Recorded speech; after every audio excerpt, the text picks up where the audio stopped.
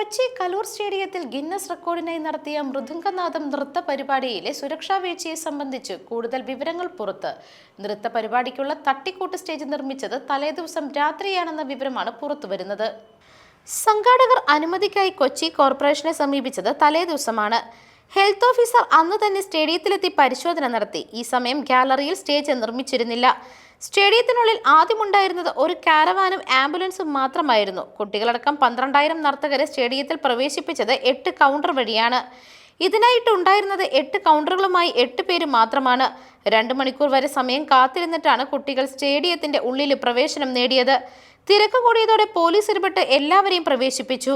വീടുകളിൽ നിന്നും മേക്കപ്പ് ചെയ്തു വന്ന കുട്ടികൾക്ക് പലർക്കും നിർജ്ജലീകരണവും തലചുറ്റലും ഉണ്ടായി. ബന്ധപ്പെട്ട ഏജൻസികളുടെ അനുമതി വേണമെന്ന് കരാറിൽ വ്യക്തമാക്കിയിരുന്നുവെന്നാണ് വിഷയത്തിൽ GCDAയുടെ പ്രതികരണം. എന്നാൽ മൃദംഗവിഷൻ അത് ലഭിച്ചുവെന്നത് പരിശോധിക്കേണ്ടത് ചുമതലയിൽ ഇല്ല എന്നും GCDA വ്യക്തമാക്കുന്നു. ആഭ്യന്തര അന്വേഷണം നടത്തേണ്ട സാഹചര്യം നിലവിൽ ഇല്ല എന്നാണ് വിശാല കൊച്ചി വികസന അതോറിറ്റിയുടെ നിലപാട്. News desk മെഗ്നവിഷൻ.